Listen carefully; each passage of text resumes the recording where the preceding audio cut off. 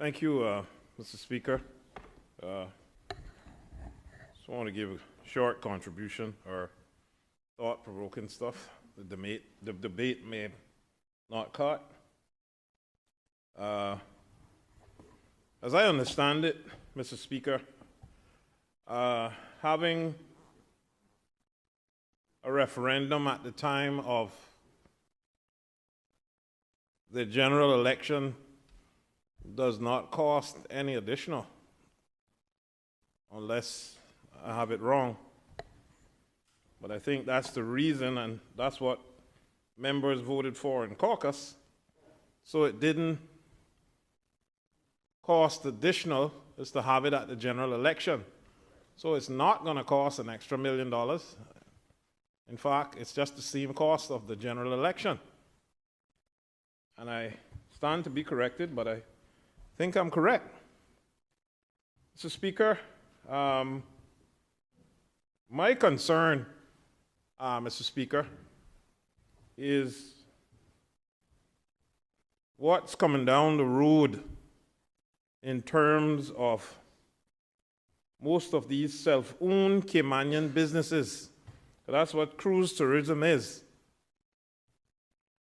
The job losses and the time it takes before a ship schedule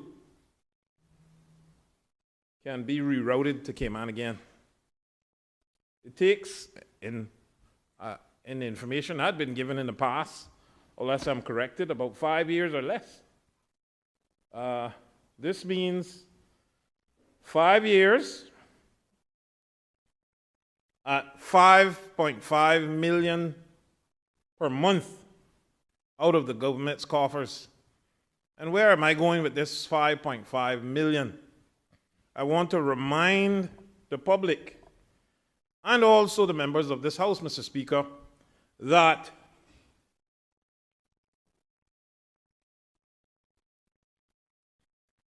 during the pandemic, when the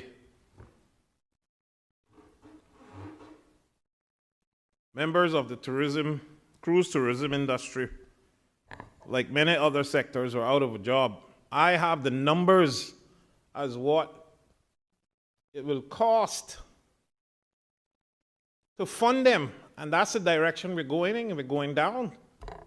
That's the direction. I want to warn people that the direction that we're going in is we're going to cause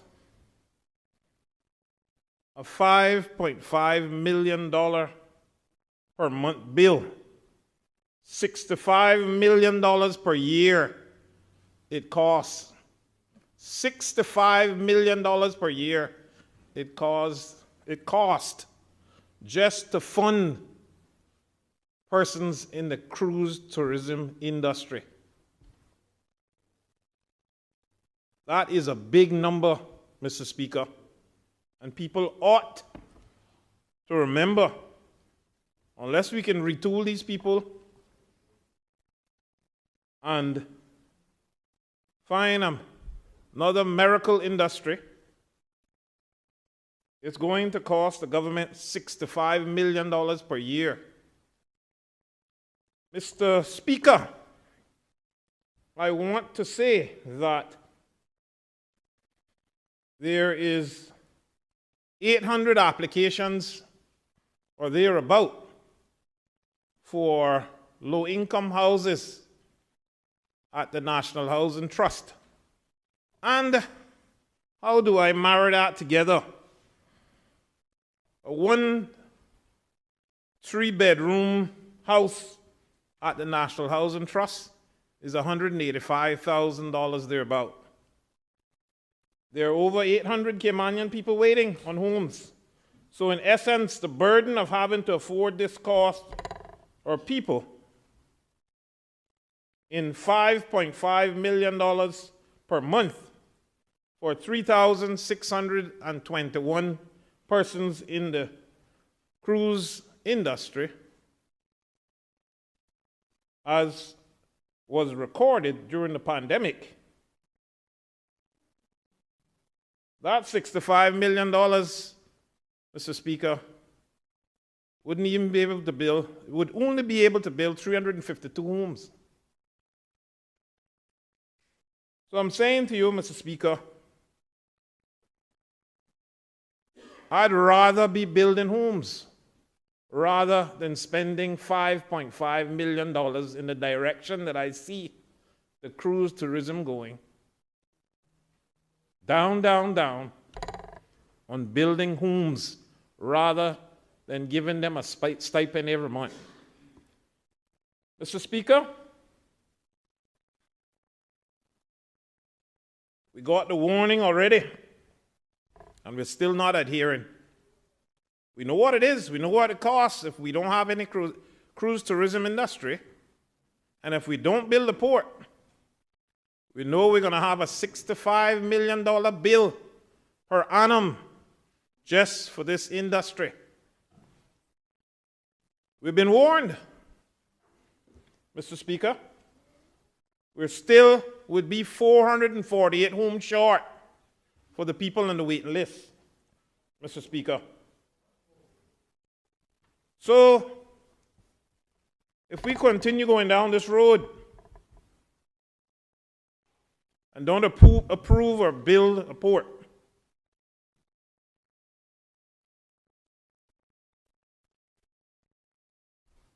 we need to remember, and I keep repeating it, the $65 million per annum.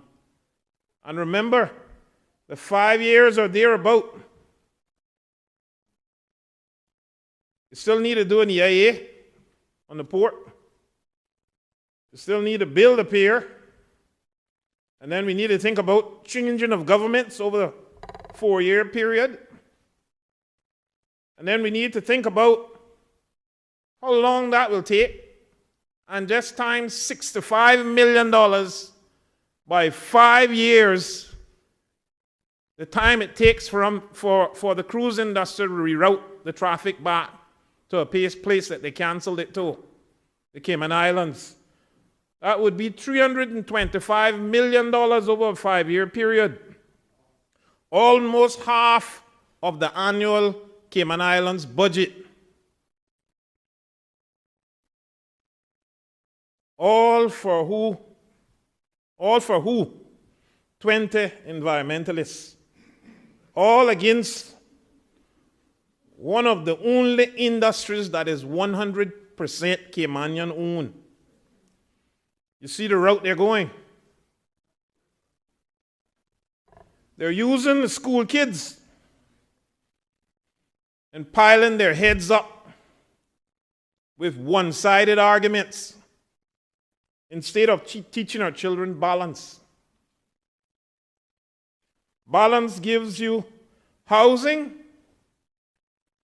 Maybe if you're going to certain schools, you don't have to worry about housing. But there are plenty of Caymanian children who would love their own rooms, Mr. Speaker. I want us to think about this. 38 businesses have been closed down in the cruise business, as I heard this morning. All Caymanians, where do they go to now, Mr. Speaker? As I said, my stuff was going to be thought-provoking. And I know that the $65 million is not something that you can hide easily. That's only for 1 year. So I want us to think about it when we go to the polls, that when we're voting against building a pier. Now, Mr. Speaker, my approach would be a little different than some. But I do think we need a pier. Whether we need piers in different locations because of weather, I'm all for that. And if we're talking about the footprint is too big for Georgetown, then we decrease the footprint. But we need a pier. We brag and we are very braggadocious about how the Cayman Islands is one of the best in the region. We talk about this and that per capita, and we're left behind 50 years without a port, without a pier. Mr. Speaker, I just want people to remember, and we're talking about cruise berthing, that there's people involved in this cruise berthing. It's not just cement and boulders and disruption of some coral as less as possible, but we're talking about 3,621 people that the government will have to be responsible for at $65 million a year. Who wants that responsibility? Who wants to be the government that has to continuously do that? $1,200 a month is all they were giving them. Not even enough for rent. Mr. Speaker, we have a problem.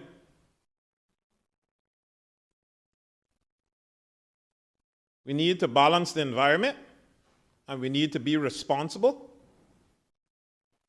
and we need to keep our Caymanians employed in an industry that we have held in high esteem for many, many years.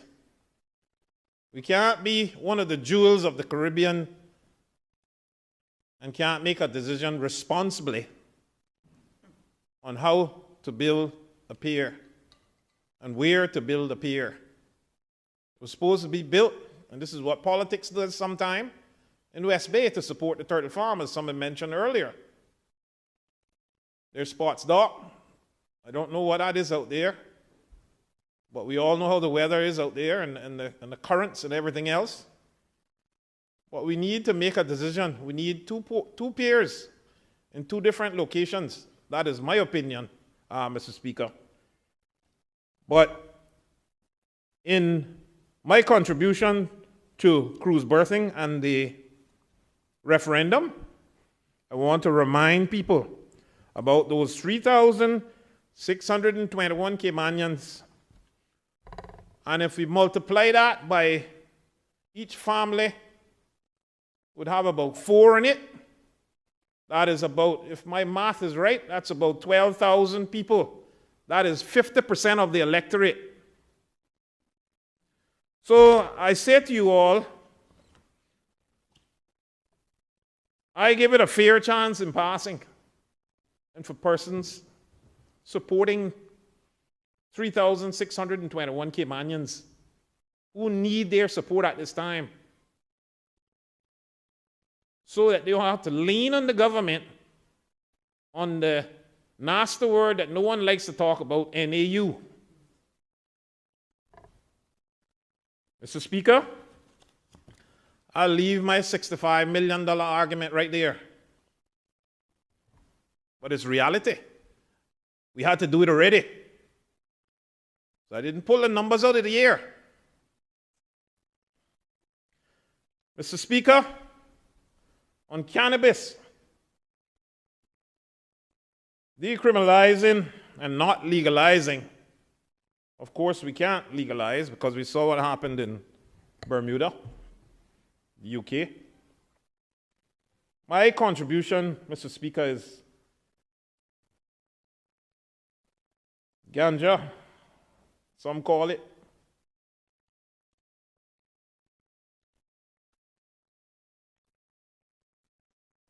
Is for the same reason, the reason why I want to vote for decriminalizing ganja or cannabis, as some want to say, is for the reason that I did my research almost 15 years ago.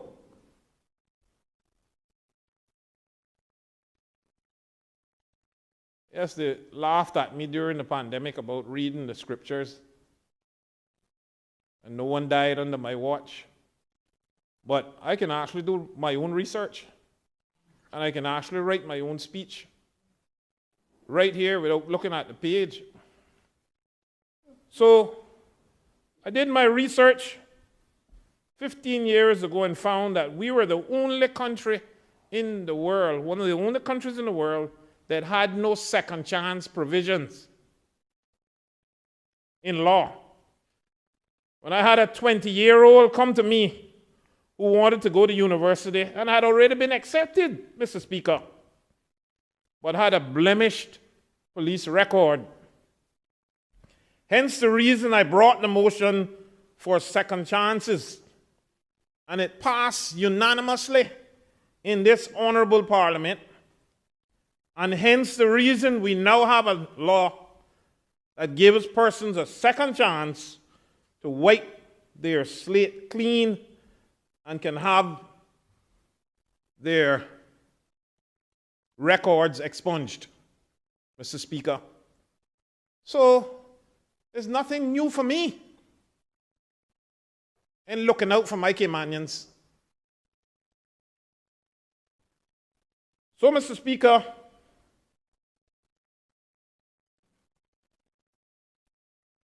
I stand on these frivolous laws and I support decriminalizing cannabis, but not legalizing, as I have my own concerns there. But it goes without saying, Mr. Speaker, smoking ganja is a choice. I've definitely told my children, don't do it.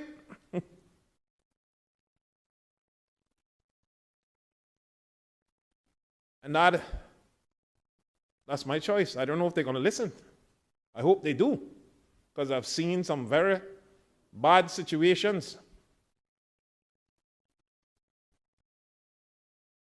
You know, very, very bad situations where drugs can lead to. So, Mr. Speaker, no teenager or otherwise shouldn't be saddled with a police record, hampering them from getting a job, traveling, or otherwise for such a misdemeanor matter. I ask the question, where will this marijuana come from? Will the people be allowed to grow it in their backyard, or we are encouraging an onslaught of boats touching our shores and bringing you don't know what? Because they don't only bring the drugs. They bring pills, guns, ammunition. That's why I'm in support of drones and planes to protect our borders. Mr. Speaker, in me saying that I support decriminalizing cannabis and I will support the motion, the bill, I am reminded of that young man who came to me and many others who came to me. Every time I've been elected in this house, I've brought something to help Caymanians that wouldn't have otherwise been thought of. That's my job. I enjoy that part of it. I don't always have to do the financial services or the highfalutin white-collar stuff. I like the blue-collar stuff too. But I can do both. So, moving on, Mr. Speaker, to, as I said, I would be brief. National Lottery. Oh, This has been on the lips of politicians and citizens alike. And although it seems it's a 50-50 embrace, as for and against, some are scared that persons will get hooked and there's not enough education around. Some feel that we are missing opportunities to fund other community projects if we don't do it, like Florida does, with education and otherwise. And some are concerned with the rise in crime. People say all sorts. I think there's 3 different types of lottery here already. All adjacent countries to us. And I'm sure this can't be stopped easily, Mr. Speaker. So let's vote. Let the vote go on a national lottery. And whatever the people decide, Mr. Speaker, this is their country. They put us here. The people's voice is most important. The people's vote is most important. And should always be. It should always count, Mr. Speaker. After all, we work for the people. I think sometimes people forget that we work for the people. And having a referendum shouldn't be frowned upon. And everybody has their decision to make and their reasons and so forth. But I am saying, Mr. Speaker, in this honorable House, that a referendum should not be frowned about if it's about the people's voice and the people's choice and the people's vote. So, Mr. Speaker, everybody, when they go to Miami, the first thing they do, they go down to Concourse B. Huh? Yeah. Or if they don't even go inside, they just want to look and see the card so they can scratch. Or see how much money the lottery reaches. But if what I've noticed and is that nobody wins the lottery at Miami Airport. I'm very concerned about that. They don't want someone leaving the country to win it. I've already assessed that. So what you got to do is when you're on those journeys where you're driving far up to Opelika and just pull over by a gas station. That's it. Yeah. You may win there. Bring it home to Cayman. No. Don't make anybody know you win. Mr. Speaker, but buying lottery again is a choice, you know. And some people like their odds, you know.